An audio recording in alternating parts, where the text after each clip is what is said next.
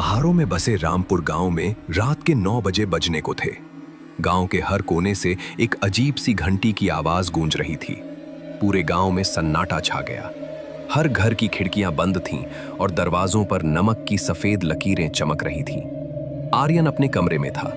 उसने सब कुछ किया था, खिड़कियां बंद, नमक की लकीर, पर उसे अभी भी समझ नहीं आ रहा था कि आखिर ये सब क्यों।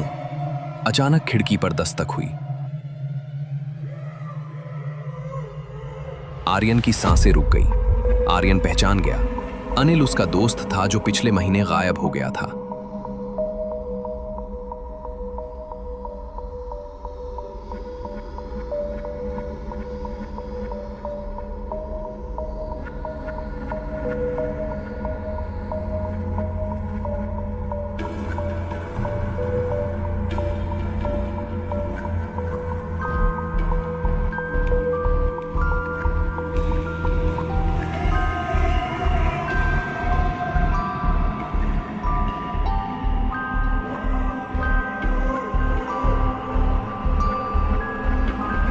आर्यन दरवाजे की तरफ बढ़ने लगा, पर तभी उसे अपने पापा की बात याद आई।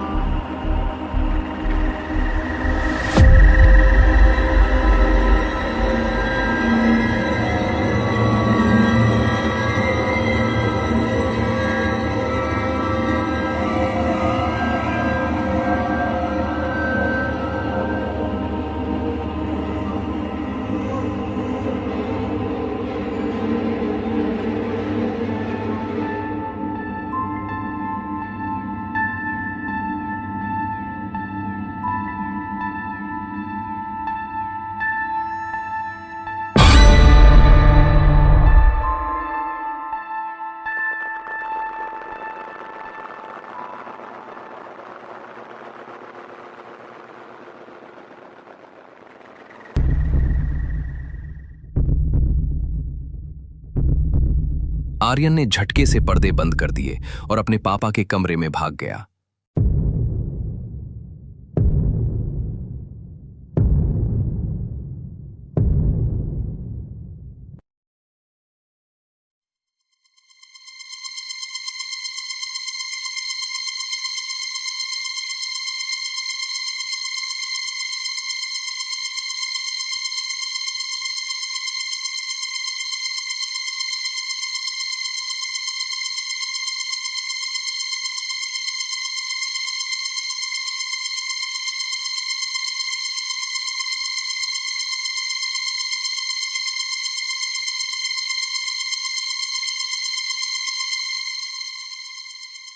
सूरज निकल चुका था। विक्रम सिंह और आर्यन बाहर निकले। दोनों गांव के बाहर एक पुराने कुएं के पास पहुंचे।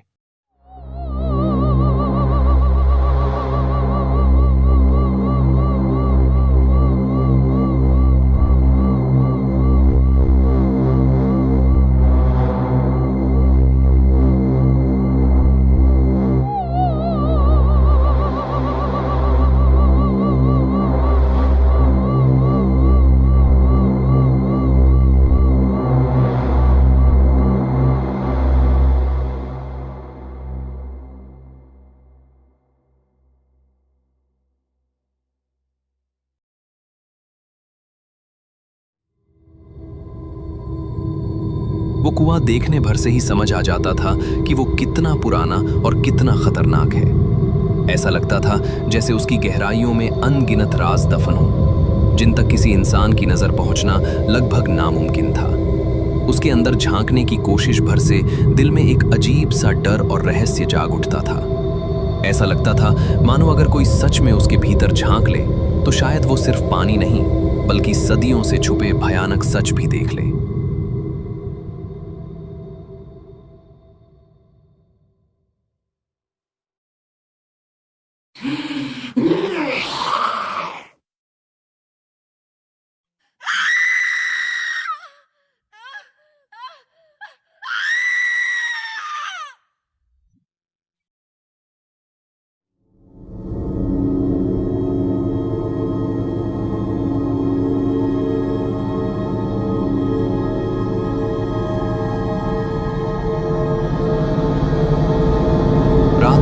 बज गए। रमेश अपने घर में बैठा शराब पी रहा था।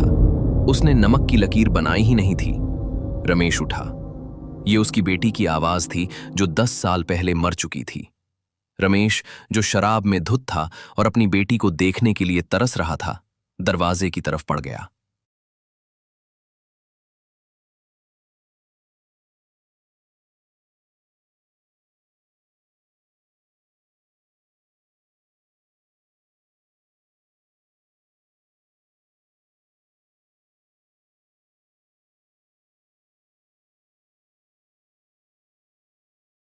उसी समय विक्रम सिंह का घर। विक्रम सिंह और आर्यन दौड़ते हुए पहुंचे। रमेश दरवाजा खोलने ही वाला था, पर बहुत देर हो चुकी थी। रमेश ने दरवाजा खोल दिया। सामने कोई नहीं था, बस अंधेरा। अचानक कई कई हाथ अंधेरे से निकले और रमेश को अंदर खींच लिया। उसकी चीख पूरे गांव में गूंज गई। दरवाजा धड़ाम से बंद हो गया। विक्रम सिंह और आर्यन घर आ गए, क्योंकि अब वो कुछ नहीं कर सकते थे। आर्यन भी अपने कमरे में जाकर सो गया। अगली सुबह रमेश का घर पूरी तरह खाली पड़ा था। ऐसा लग रहा था जैसे वहां कई दिनों से कोई सांस तक न ले रहा हो। दरवाजा आधा खुला था। खिड़कियां हवा में धीमे धीमे चरमड़ाती थीं और अंदर हर चीज पर मोटी धूल जमी थी। सबसे डरावनी बात यह थी कि रमेश भी गायब था, बिल्कुल अनिल की तरह। दोनों ऐसे गायब हुए थे जैसे जमीन निगल गई हो या हवा में घुल गए हों, और किसी को नहीं पता था कि उनके साथ आखिर हुआ क्या था। उस रात कुएं के पास विक्रम सिंह, आर्यन और कुछ गांव वाले पुराने कुएं के पास चुपचाप खड़े थे। रात के 8:50 बज रहे थे और आसमान बादलों से घिरा था। थोड़ी थोड़ी हवा चल रही थी, जो पेड़ों की पत्तियों को इस तरह हिला रही थी जैसे कोई अदृश्य हाथ उन्हें छू रहा हो।